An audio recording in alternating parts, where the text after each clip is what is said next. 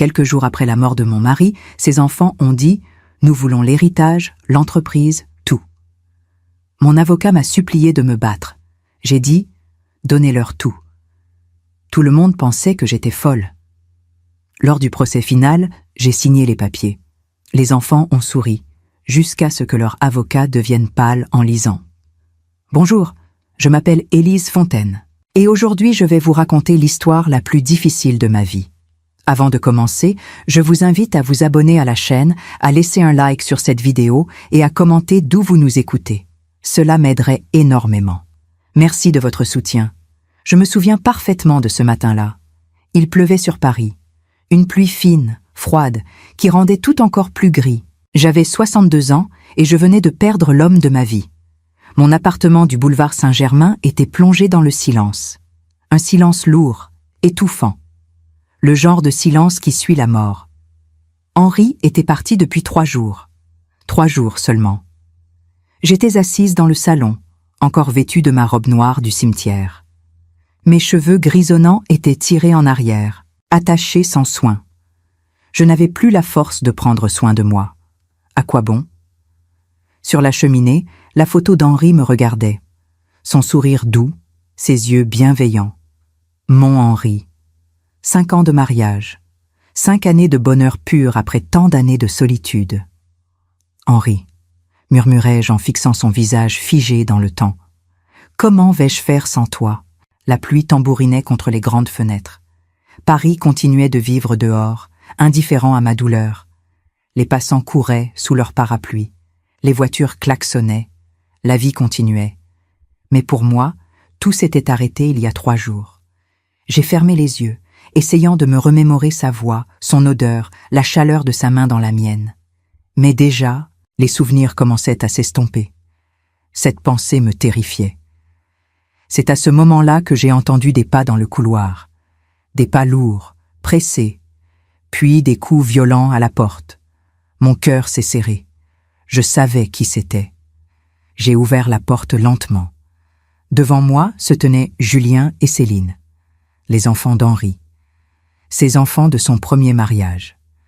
Julien avait 38 ans, grand, le visage dur, un costume sur mesure qui devait coûter plus que mon loyer mensuel. Ses yeux étaient froids, calculateurs. À côté de lui, Céline, 35 ans, vêtue d'un tailleur Chanel, un sac Hermès au bras. Son maquillage était parfait, pas une mèche de cheveux déplacée. Elle me regardait avec un mélange de mépris et d'impatience. « Bonjour, Élise », dit Julien sans la moindre chaleur dans la voix. Pas de condoléances, pas d'étreinte, pas même un semblant de compassion. « Julien. »« Céline », répondis-je d'une voix faible. Ils sont entrés sans attendre mon invitation, comme s'ils étaient en chez eux. Céline a jeté un regard circulaire sur le salon, évaluant sans doute la valeur de chaque objet. « Nous devons parler », annonça Julien en restant debout, refusant même de s'asseoir. « De l'héritage de papa. » Mon sang s'est glacé. Henri n'était même pas encore froid dans sa tombe. « Votre père vient de mourir. » ai-je commencé, la voix tremblante. « Et la vie continue », m'a coupé Céline sèchement. Papa possédait beaucoup de choses, l'entreprise Beaumont, les appartements, les comptes en Suisse. Nous voulons savoir ce qui nous revient. « Ce qui vous revient ?» ai-je répété, incrédule. Julien s'est avancé vers moi. Son regard était dur, sans pitié. « Soyons clairs, Élise. Vous avez été mariée à notre père pendant 5 ans. 5 petites années. Nous sommes ses enfants. Nous avons 38 et 35 ans d'histoire avec lui. Nous voulons tout, » a ajouté Céline en croisant les bras. L'entreprise, les biens immobiliers, les comptes bancaires, tout ce qui appartenait à papa. Je les regardais, incapable de parler. La douleur dans ma poitrine était physique. « Et si vous essayez de nous en empêcher ?» continua Julien d'un ton menaçant. « Nous irons devant les tribunaux. Nous avons déjà contacté un avocat. » Céline a souri, un sourire froid, calculé. « Papa n'aurait pas voulu que vous gardiez tout pour vous. Il nous aimait. C'était notre père avant d'être votre mari. » Mes jambes tremblaient. Je me suis agrippée au dossier du canapé pour ne pas m'effondrer. « Vous avez jusqu'à demain pour réfléchir. a dit Julien en se dirigeant vers la porte. Ensuite, nous lancerons la procédure. Ils sont partis aussi brusquement qu'ils étaient arrivés. La porte a claqué derrière eux. Je me suis effondrée sur le canapé, tremblante. Les larmes coulaient sur mes joues. Comment pouvaient-ils être aussi cruels? Leur propre père venait de mourir et ils ne pensaient qu'à l'argent. J'ai regardé à nouveau la photo d'Henri. « Qu'est-ce que je dois faire ?» ai-je murmuré. Mais Henri ne pouvait plus me répondre. La pluie continuait de tomber sur Paris. Et moi, je restais là, seule, brisée, ne sachant pas comment affronter ce qui m'attendait. Les jours suivants ont été un cauchemar. Je ne dormais plus. Je ne mangeais plus. L'appartement qui avait été notre refuge était devenu une prison. Chaque fois que je regardais un meuble, un tableau, un objet, je me demandais si Julien et Céline allaient me l'arracher. Tout ce qui m'entourait me rappelait Henri, et maintenant ses enfants voulaient tout prendre. J'ai passé des nuits entières à pleurer, recroquevillée dans notre lit. Le côté d'Henri était vide, froid. Son oreiller ne sentait déjà plus son parfum. Une semaine après leur visite, j'ai reçu une lettre de leur avocat, Maître Renard. Le nom était gravé en lettres dorées sur un papier épais, luxueux. La lettre était brève, froide, juridique. Il réclamait l'intégralité de l'héritage. Il contestait le testament. Il me donnait 2 semaines pour trouver un arrangement à l'amiable, sinon ils engageraient une procédure judiciaire. Mes mains tremblaient en tenant cette lettre. J'ai dû m'asseoir pour ne pas tomber. C'est ce jour-là que j'ai appelé Maître Dubois, mon avocat. Un homme de 55 ans, élégant, avec des lunettes à monture fine et un regard intelligent. Nous nous sommes retrouvés dans son bureau, près de la place Vendôme. Un bureau luxueux, avec vue sur Paris. Des bibliothèques remplies de codes juridiques tapissaient les murs. Il a lu la lettre de Maître Renard, puis a levé les yeux vers moi. « Élise, ils n'ont aucun droit légal sur l'essentiel de l'héritage, » a-t-il dit d'une voix ferme. « Henri a fait un testament en bonne et due forme. Il vous a tout laissé. » « Mais ce sont ses enfants, » ai-je murmuré. « Des enfants qui ne lui ont pas parlé pendant des années, » a répliqué Maître Dubois en retirant ses lunettes. « Henri m'a tout raconté. Ils l'ont abandonné après son divorce. Ils ne sont revenus que lorsqu'ils ont appris qu'il avait fait fortune. » C'était vrai. Henri me l'avait confié plusieurs fois. Julien et Céline avaient pris le parti de leur mère lors du divorce. Ils avaient coupé les ponts avec Henri pendant presque 10 ans. Ce n'est que lorsque l'entreprise Beaumont avait commencé à prospérer, quand les magazines économiques avaient parlé d'Henri comme d'un self-made man, qu'ils étaient réapparus. « Vous devez vous battre », insista Maître Dubois. « L'entreprise vaut des millions d'euros, les appartements à Paris et à Lyon, les comptes en Suisse. Henri a travaillé toute sa vie pour construire cela, et il voulait que vous en bénéficiez. » Je regardais par la fenêtre. La tour Eiffel se dressait au loin, majestueuse, indifférente aux drames humains qui se jouaient à ses pieds. « Maître Dubois, » ai-je dit lentement, « donnez-leur tout. » Le silence qui a suivi était assourdissant. « Pardon ?» a-t-il demandé, convaincu d'avoir mal entendu. « Donnez-leur tout, l'entreprise, les appartements, les comptes, tout. » Maître Dubois s'est levé d'un bond, son visage exprimant un mélange d'incrédulité et de colère. « Vous ne pouvez pas être sérieuse, après tout ce qu'Henri a fait pour vous, après la façon dont il vous a aimé. »« Je suis très sérieuse, » ai-je répondu calmement. « Élise, écoutez-moi, » a-t-il dit en s'approchant de moi. « Si vous abandonnez maintenant, vous n'aurez rien, rien. Vous avez 62 ans. Comment allez-vous vivre ?» J'ai souri faiblement. J'ai mes économies, un petit appartement que j'avais avant de rencontrer Henri. Je survivrai. Survivre ? A-t-il explosé. Vous devriez vivre. Henri voulait que vous viviez confortablement.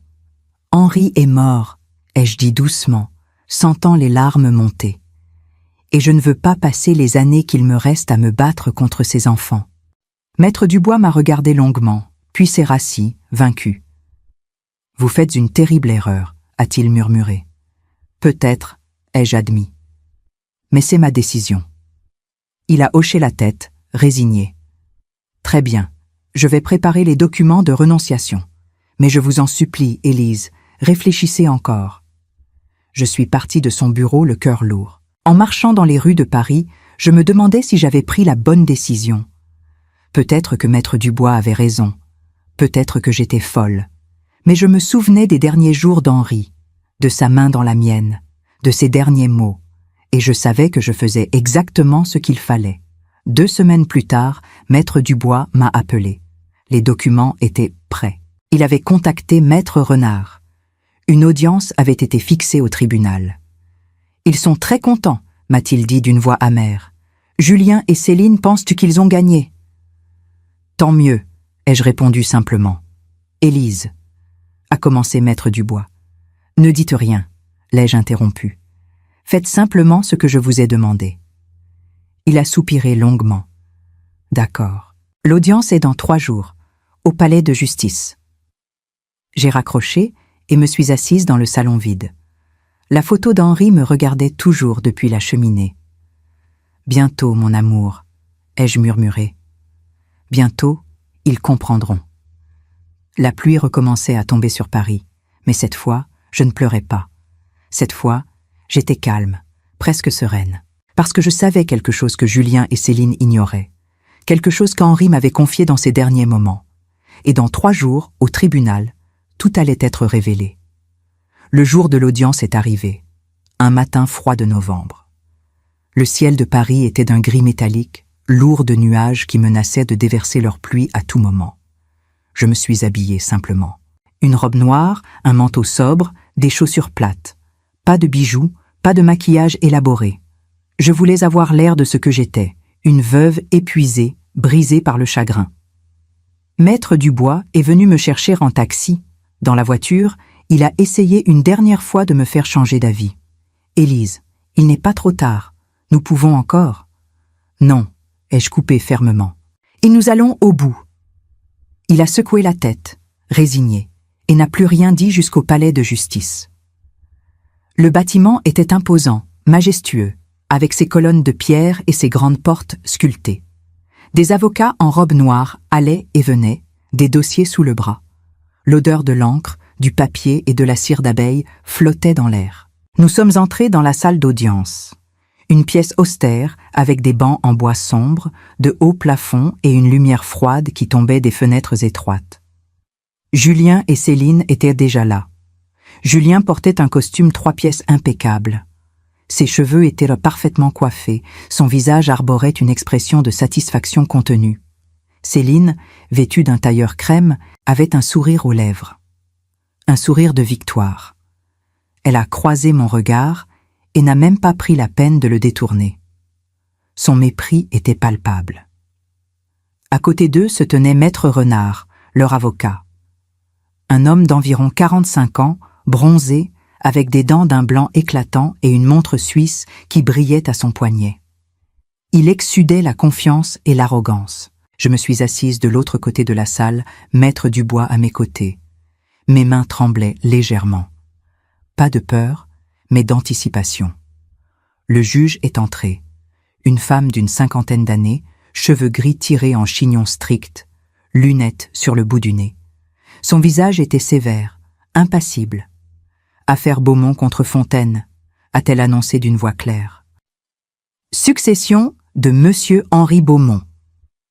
Elle a pris les documents devant elle et a commencé à lire. « Madame Élise Fontaine, épouse en seconde noces du défunt, a déclaré renoncer volontairement à l'intégralité de l'héritage au profit des enfants du défunt, Monsieur Julien Beaumont et Madame Céline Beaumont. Est-ce exact ?» Je me suis levée, la gorge serrée. « C'est exact, Madame la juge. » Julien et Céline ont échangé un regard. Le sourire de Céline s'est élargi. La juge s'est tournée vers eux. « Monsieur Julien Beaumont et Madame Céline Beaumont, acceptez-vous cette renonciation et l'héritage dans son intégralité ?» Julien s'est levé prestement. « Nous l'acceptons, Madame la juge. » Sans aucune réserve, a ajouté Céline en se levant à son tour. Avant de continuer, si vous aimez cette histoire, n'oubliez pas de vous abonner à la chaîne et de laisser un like. Cela m'aide énormément. Merci. La juge a hoché la tête et a tendu les documents à Maître Dubois. Madame Fontaine, veuillez signer ici, ici est là. Maître Dubois m'a tendu les papiers. Sa main tremblait légèrement. Il m'a regardé une dernière fois, une question muette dans les yeux. J'ai pris le stylo. J'ai signé lentement, posément, chaque document. Ma signature, Élise Fontaine, s'inscrivait en lettres bleues sur le papier blanc. De l'autre côté de la salle, j'entendais Céline chuchoter quelque chose à Julien. Il riait doucement. J'ai terminé de signer. Maître Dubois a repris les documents et les a tendus au greffier. Le greffier les a passés à Maître Renard. C'est à ce moment-là que tout a basculé. Maître Renard a pris les documents d'un geste assuré, presque nonchalant.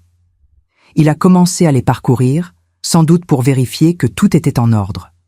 Son regard s'est posé sur la première page, puis sur la seconde, puis sur la troisième. Soudain, son visage a changé. La couleur a quitté ses joues. Ses yeux se sont écarquillés. Sa bouche s'est entr'ouverte. « Attendez !» a-t-il murmuré, la voix étranglée. Julien a froncé les sourcils. « Quoi? Qu'est-ce qu'il y a ?» Maître Renard a relu les documents, page après page, de plus en plus vite. Ses mains ont commencé à trembler. « Il y a un problème », a-t-il dit d'une voix blanche. Céline s'est penchée vers lui, agacée. « Quel problème? Tout est signé, non ?» Maître Renard a levé les yeux vers elle. Son visage était livide, couvert de sueur. « L'héritage, » a-t-il commencé, la voix cassée. « L'héritage n'est pas. »« Parlez clairement, » a aboyé Julien. Maître Renard a pris une grande inspiration et a lu à voix haute, d'une voix tremblante, « L'entreprise Beaumont & Fils, ainsi que l'ensemble des biens immobiliers et comptes bancaires listés en annexe, font l'objet de dettes cumulées s'élevant à 4 700 000 €. Le silence qui a suivi était total. On aurait pu entendre une mouche voler. « Quoi ?» a soufflé Céline, le visage figé. Maître Renard continuait de lire, sa voix montant dans les aigus. Ces dettes incluent des emprunts bancaires avec intérêts composés, des arriérés fiscaux et des procédures judiciaires en cours pour des litiges commerciaux. Les héritiers acceptant la succession acceptent la responsabilité intégrale de ces dettes. Julien a arraché les papiers des mains de son avocat. Ses yeux parcouraient frénétiquement les lignes, encore et encore. « Non », murmurait-il. « Non, ce n'est pas possible. » La salle d'audience était plongée dans un silence de mort. Seul le bruissement des papiers entre les mains tremblantes de Julien résonnait. Céline s'est levée brusquement, faisant grincer sa chaise contre le sol. « C'est impossible !» a-t-elle crié, la voix stridente. « Papa était riche.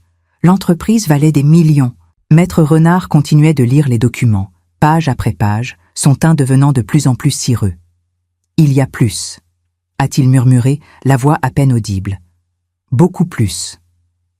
Il a toussé, s'est éclairci la gorge et a continué d'une voix chevrotante. « Détail des dettes, prêt bancaire auprès de la BNP Paribas, capital restant dû 2 300 000 €, avec clause de remboursement immédiat en cas de décès du souscripteur. » Julien est devenu livide.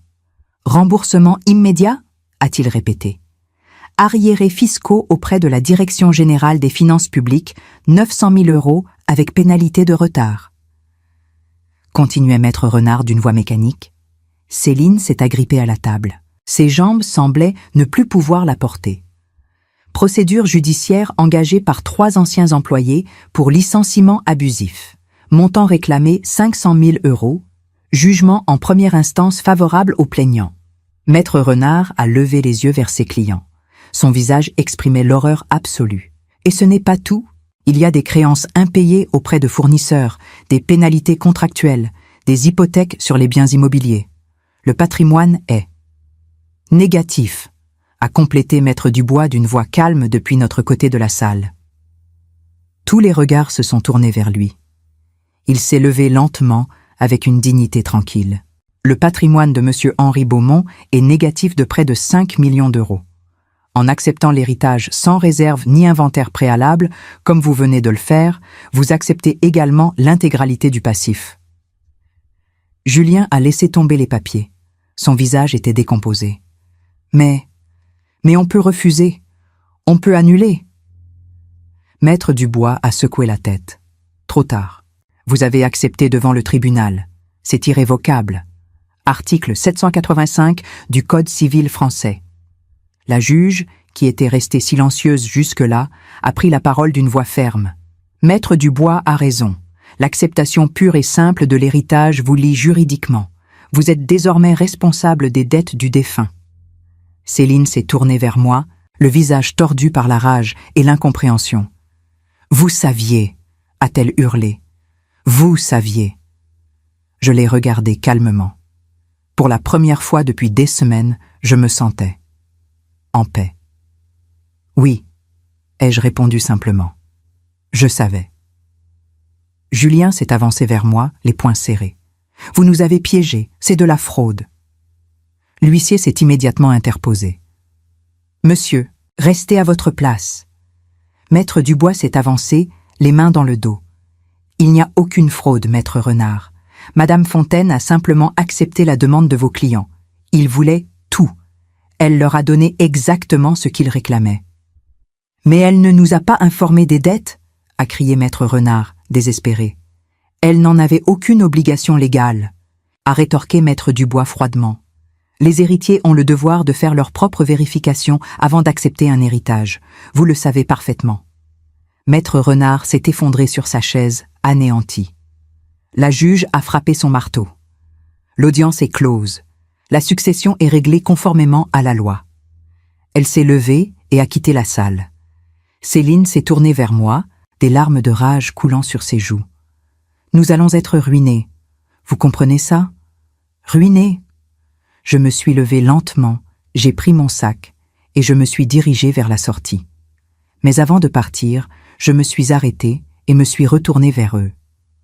Henri m'a tout expliqué avant de mourir, ai-je dit d'une voix douce mais ferme. Il m'a raconté comment l'entreprise s'effondrait, comment il avait accumulé des dettes pour essayer de la sauver, comment le stress l'avait rendu malade.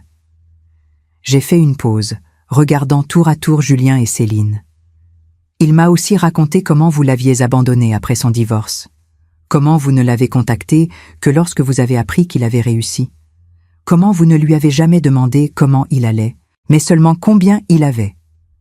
Julien a ouvert la bouche pour protester, mais aucun son n'en est sorti. Vous vouliez tout, ai-je continué. Vous l'avez répété encore et encore. Nous voulons tout. Eh bien, félicitations, vous avez tout. L'entreprise en faillite, les biens hypothéqués, les dettes astronomiques, tout. Céline sanglotait maintenant ouvertement. « Vous nous avez détruits. »« Ah !» a-t-elle murmuré. J'ai secoué la tête. « Non, c'est votre propre avidité qui vous a détruit. Henri le savait. C'est pour ça qu'il m'a fait promettre de ne pas me battre, de vous laisser prendre tout ce que vous vouliez. » J'ai marqué une dernière pause avant de sortir. Il voulait que vous appreniez une leçon. J'espère que vous l'avez apprise. Et je suis sortie de la salle d'audience. Derrière moi, j'entendais les cris de Julien et les sanglots de Céline. Mais je n'ai pas regardé en arrière. Je suis descendue les marches du palais de justice lentement, le cœur battant. L'air froid de novembre me fouettait le visage, mais je m'en fichais. Pour la première fois depuis la mort d'Henri, je respirais. Maître Dubois m'a rejointe sur le parvis. Il avait un petit sourire au coin des lèvres. « Vous m'avez surpris, Élise. Je dois l'admettre. »« Vous pensiez vraiment que j'étais folle de tout leur donner ?» ai-je demandé. « J'en étais convaincue, » a-t-il admis, jusqu'à ce que j'ai relu en détail tous les documents d'Henri. Alors j'ai compris. Nous avons marché en silence jusqu'à un petit café sur la place Dauphine. Nous nous sommes assis en terrasse malgré le froid. J'ai commandé un chocolat chaud. « Henri vous a tout expliqué avant de mourir ?» a demandé Maître Dubois. J'ai hoché la tête, serrant la tasse chaude entre mes mains. Les dernières semaines ont été terribles. Il souffrait tellement. Le cancer le rongeait de l'intérieur. Mais ce qui le faisait le plus souffrir, c'était l'échec de son entreprise. J'ai bu une gorgée de chocolat, laissant la chaleur se répandre en moi. Il me racontait tout. Comment il avait tenté de sauver l'entreprise Beaumont. Comment il avait contracté emprunt sur emprunt, comment il avait hypothéqué tous les biens.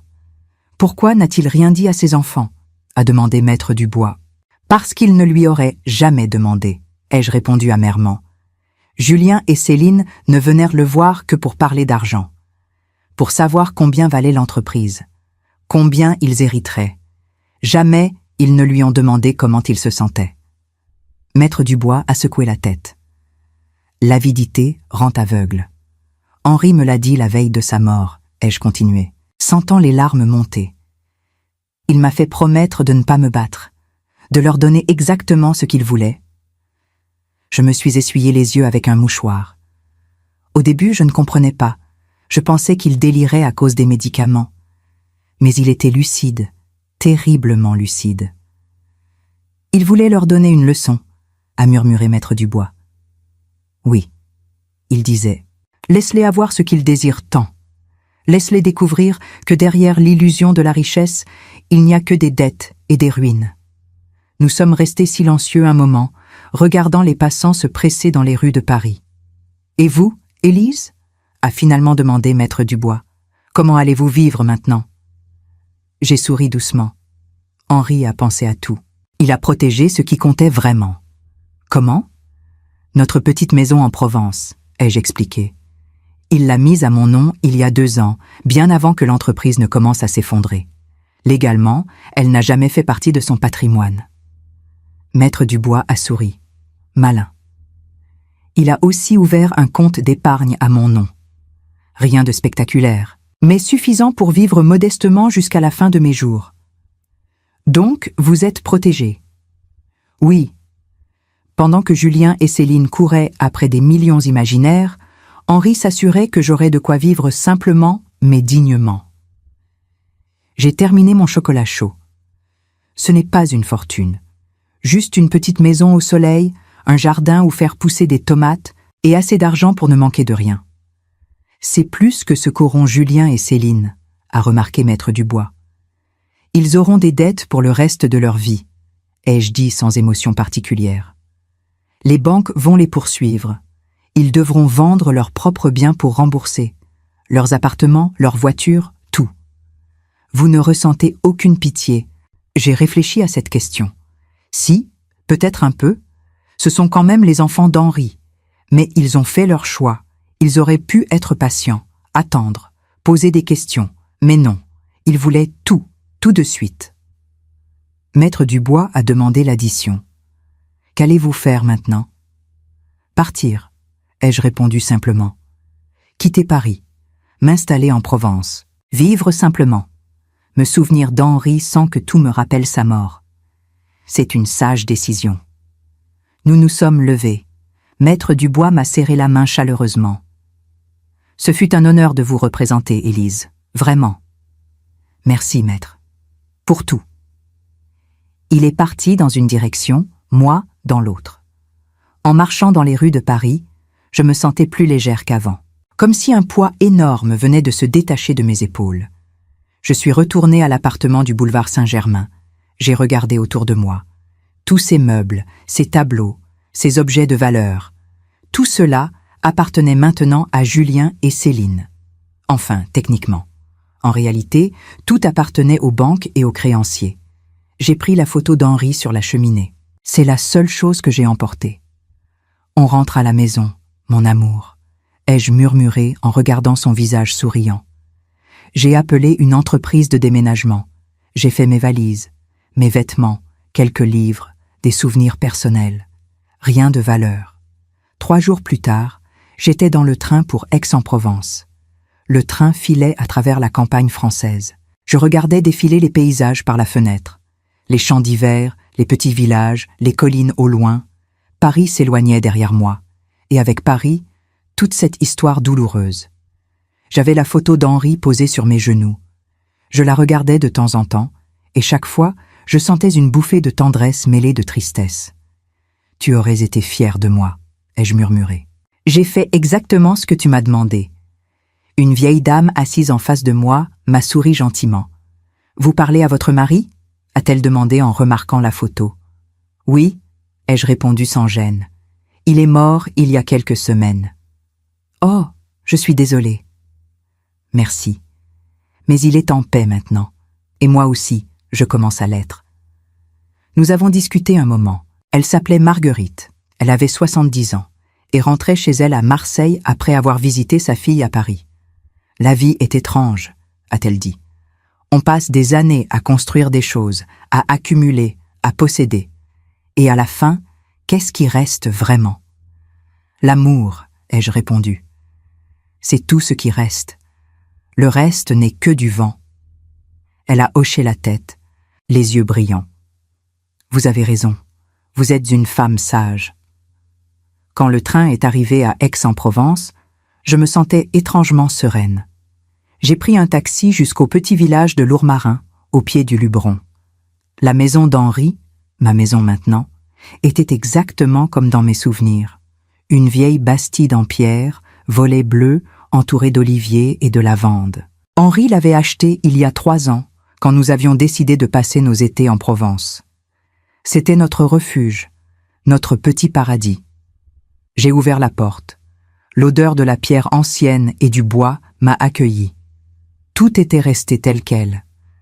Les meubles simples, le canapé usé, la cuisine rustique, rien de luxueux, rien de clinquant. Juste une vraie maison. Je me suis assise sur la terrasse. Le soleil de l'après-midi caressait mon visage. Au loin, les collines du Luberon se découpaient sur le ciel bleu. J'ai fermé les yeux et j'ai respiré profondément. Pour la première fois depuis longtemps, j'étais chez moi. Les semaines suivantes ont été un processus de guérison. Je réapprenais à vivre seule. Je réapprenais à vivre pour moi. Chaque matin, je me levais tôt. Je buvais mon café sur la terrasse en regardant le lever du soleil. Je travaillais dans le jardin. Je plantais des légumes. Je taillais les rosiers. Les voisins étaient gentils. Madame Blanc, une veuve de 75 ans, m'apportait des confitures maison. Monsieur Perrin, le boulanger du village, me gardait toujours les meilleurs pains. Petit à petit, je reconstruisais ma vie. 1 mois après mon arrivée, j'ai reçu une lettre de Maître Dubois. Il m'informait que Julien et Céline avaient tenté de contester la succession, mais que leur recours avait été rejeté. Ils étaient légalement et définitivement responsables des dettes.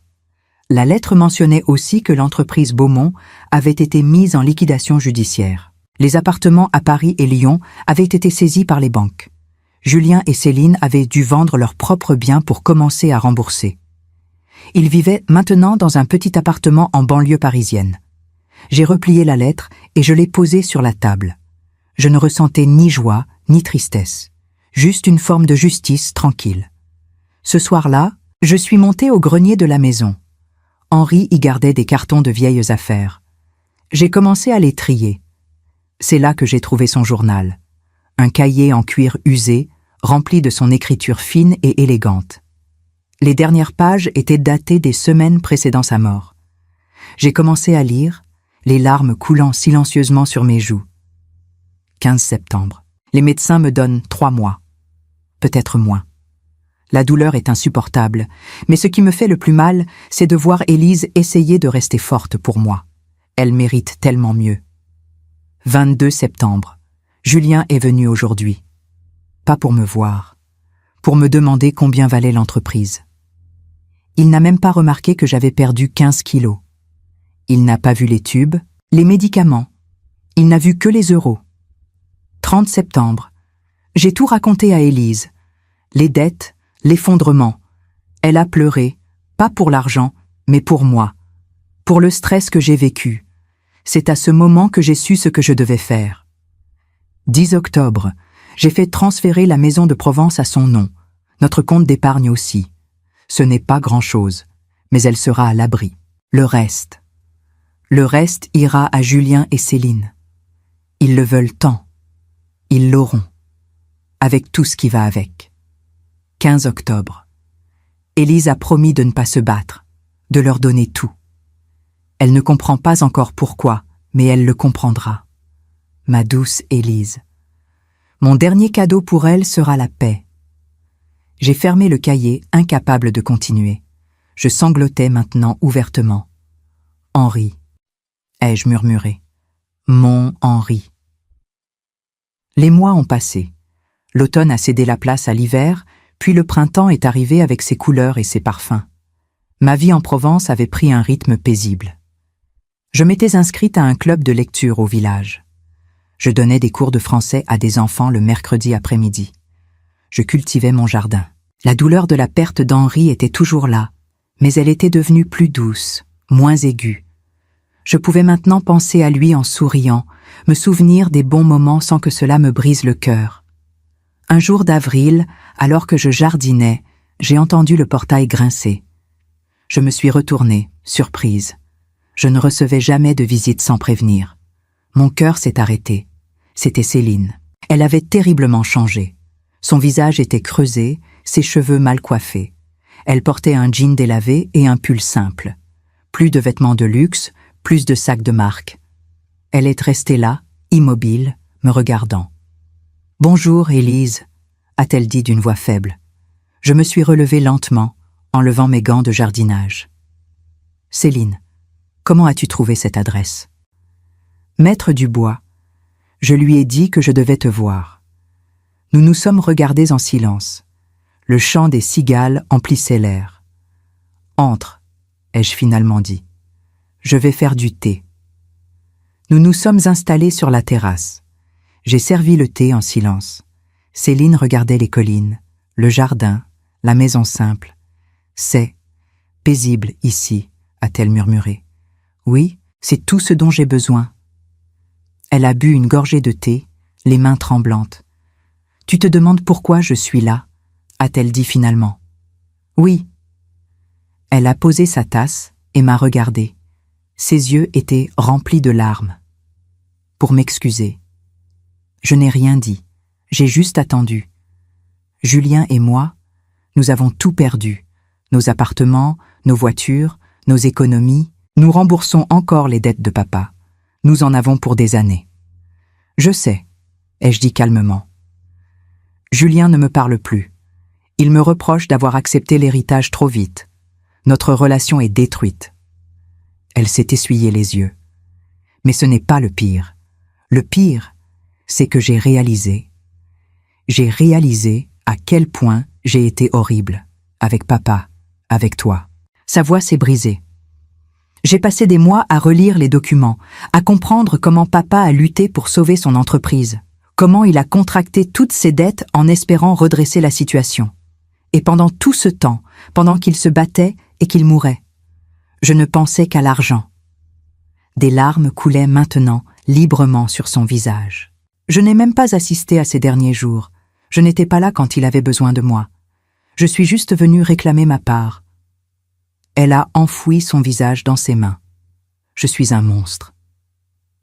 Je suis restée silencieuse un long moment, laissant ses sanglots s'apaiser. « Non », ai-je finalement dit. « Tu n'es pas un monstre. Tu es juste humaine, imparfaite, avide, comme nous le sommes tous. » Elle a levé les yeux vers moi, surprise. « Comment peux-tu être si gentille, après ce que nous t'avons fait ?» « Parce que la haine me détruirait, » ai-je répondu doucement.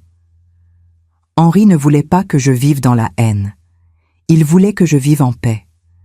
J'ai pris une gorgée de thé. Il vous a donné une leçon, Céline. Une leçon dure, cruelle peut-être, mais une leçon.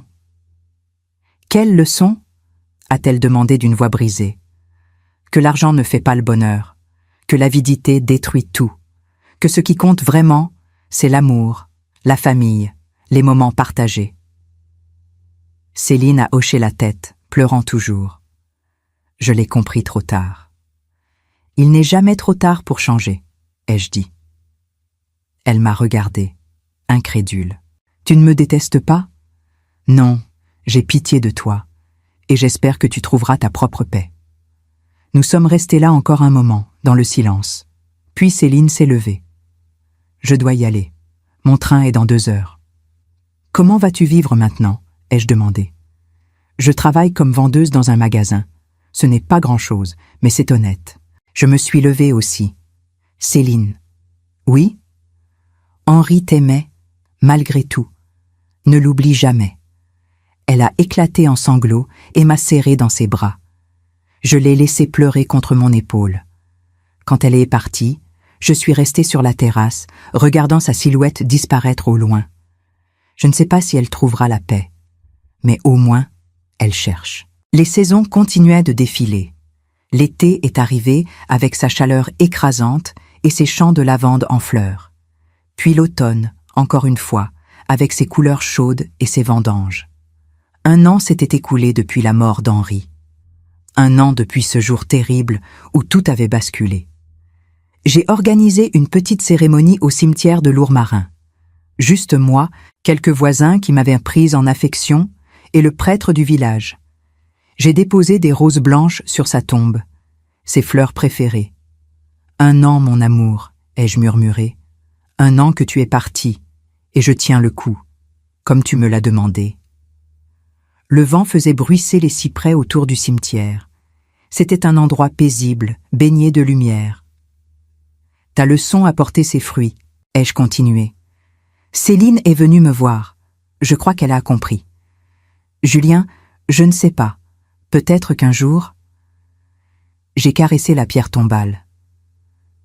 Je vis simplement maintenant, dans notre petite maison. Je cultive des tomates, des courgettes. J'ai même adopté un chat. Tu te rends compte? Moi qui ai toujours eu peur des animaux. J'ai souri à travers mes larmes. Il s'appelle Gaston. Il dort sur ton fauteuil préféré.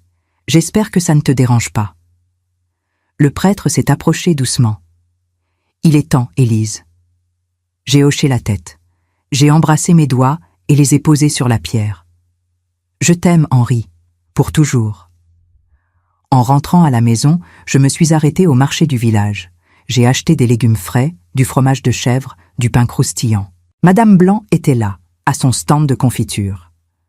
Alors, Élise, comment allez-vous? Ça va, ai-je répondu sincèrement. Ça va mieux? Vous avez bonne mine. Le soleil de Provence vous fait du bien. Oui, je crois que j'ai trouvé ma place. En marchant dans les ruelles du village, mon panier au bras, je réalisais que c'était vrai. J'avais trouvé ma place, pas dans le luxe, pas dans les appartements parisiens ou les comptes en banque, mais ici, dans ce petit village, dans cette maison simple, entourée de gens gentils. C'était tout ce dont j'avais besoin. Ce soir-là, j'ai cuisiné une ratatouille, la recette qu'Henri adorait. J'ai mangé sur la terrasse en regardant le soleil se coucher sur les collines. Gaston, mon chat roux, dormait sur mes genoux. J'ai repensé à tout ce qui s'était passé. Le procès, la révélation des dettes, le choc sur le visage de Julien et Céline. Je ne ressentais ni joie ni regret, juste une forme d'acceptation tranquille. Henri avait orchestré tout cela, sa dernière volonté, son dernier cadeau pour moi, la liberté. Liberté des possessions matérielles, liberté de l'avidité, liberté de vivre simplement. Quelques semaines plus tard, j'ai reçu une lettre. L'enveloppe était simple, l'écriture maladroite. C'était de Julien. J'ai hésité à l'ouvrir. Qu'avait-il à me dire? Des accusations? Des insultes? Finalement, j'ai déchiré l'enveloppe. Chère Élise, je ne sais pas comment commencer cette lettre. Je ne suis même pas sûre que tu la liras jusqu'au bout. Céline m'a raconté sa visite chez toi. Elle m'a dit que tu avais été gentille avec elle, que tu l'avais écoutée. Je ne comprends pas comment tu peux être si généreuse après ce que nous t'avons fait. J'ai mis du temps à l'accepter, mais je réalise maintenant que papa avait raison. Nous ne méritions pas son héritage. Nous ne méritions même pas son amour. Nous l'avons abandonné quand il en avait besoin. Nous ne sommes revenus que pour l'argent. Et au final, tout ce que nous avons reçu, c'est la leçon que nous méritions. Je ne te demande pas de pardonner. Je ne te demande même pas de répondre à cette lettre. Je voulais juste que tu saches que j'ai compris. Papa a eu raison de te choisir, toi, de te protéger. Tu es une meilleure personne que nous ne le serons jamais. Julien, j'ai replié la lettre lentement. Mes mains tremblaient. J'ai regardé la photo d'Henri sur la cheminée. Ils ont compris, mon amour, ai-je murmuré. Ta leçon a fonctionné. Cette nuit-là, pour la première fois depuis longtemps, j'ai dormi d'un sommeil profond, sans cauchemar. 2 ans se sont écoulés depuis la mort d'Henri. 2 ans que je vivais en Provence, dans notre petite maison. Ma vie était simple, mais pleine. Je faisais partie de la communauté du village. J'avais mes habitudes, mes amis, mes rituels. Chaque matin, café sur la terrasse, jardinage jusqu'à midi, sieste à l'ombre des oliviers, lecture en fin d'après-midi, dîner simple, coucher tôt, une vie tranquille, une vie heureuse. Un jour de printemps, j'ai reçu un appel de Maître Dubois. « Élise, comment allez-vous ?»« Très bien, maître. Et vous ?»« Bien, merci. Écoutez, j'ai quelque chose à vous annoncer, quelque chose qui pourrait vous intéresser. » Mon cœur s'est serré. J'espérais que ce n'était pas un nouveau problème. De quoi s'agit-il? La liquidation judiciaire de l'entreprise Beaumont est terminée. Tous les actifs ont été vendus, toutes les dettes remboursées. D'accord. Il reste un petit surplus. 50 000 €. Légalement, cet argent revient aux héritiers, c'est-à-dire à Julien et Céline. J'ai fermé les yeux. Bien sûr, l'argent leur revenait. Je comprends. Mais, a continué Maître Dubois, Julien et Céline ont signé une procuration. Ils renoncent à cet argent et ils demandent qu'il vous soit versé. J'ai failli lâcher le téléphone. Quoi? Ils disent que c'est la moindre des choses, que vous avez pris soin de leur père jusqu'à la fin, que vous méritez cet argent plus qu'eux. Des larmes ont commencé à couler sur mes joues. Je ne sais pas quoi dire. Dites oui, Élise, acceptez. C'est leur façon de s'excuser. J'ai pris une grande inspiration. D'accord, j'accepte. Quelques semaines plus tard, l'argent a été versé sur mon compte, 50 000 €. Ce n'était pas une fortune, mais c'était suffisant pour sécuriser mes vieux jours, pour faire quelques travaux dans la maison, pour vivre sans inquiétude. J'ai écrit une lettre à Julien et Céline. Cher Julien et Céline, merci pour ce geste. Il signifie beaucoup pour moi. Non pas à cause de l'argent, mais à cause de ce qu'il représente. Il représente votre chemin vers la rédemption, votre compréhension de ce que votre père essayait de vous enseigner. Je veux que vous sachiez que je ne vous ai jamais haï. La haine est un poison qui détruit celui qui la porte. Votre père ne voulait pas que je vive dans la haine, et je ne veux pas que vous y viviez non plus. Vous avez appris une leçon difficile, mais c'était une leçon nécessaire. Et maintenant, vous êtes libre de construire une nouvelle vie. Une vie basée non pas sur l'avidité, mais sur des valeurs réelles. Je vous souhaite le meilleur. Vraiment. Élise. J'ai posté la lettre et je n'y ai plus pensé. La vie a continué. Les saisons ont continué de tourner.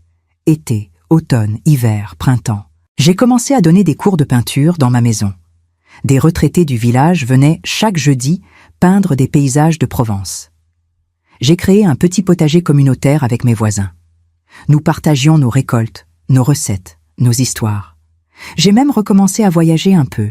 Nice, Marseille, Avignon. Rien de loin, rien d'extravagant. Juste de petites escapades pour rompre la routine. Et chaque soir, avant de me coucher, je regardais la photo d'Henri. « Merci, mon amour », lui disais-je. « Merci de m'avoir appris que le bonheur ne se trouve pas dans ce qu'on possède, mais dans la façon dont on vit. » Un jour, 3 ans après la mort d'Henri, j'ai reçu un colis. Pas de nom d'expéditeur, juste mon adresse. À l'intérieur, il y avait une photo encadrée. C'était une photo d'Henri et moi, prise lors de notre voyage en Italie. Nous étions devant la fontaine de Trévi, souriants, heureux.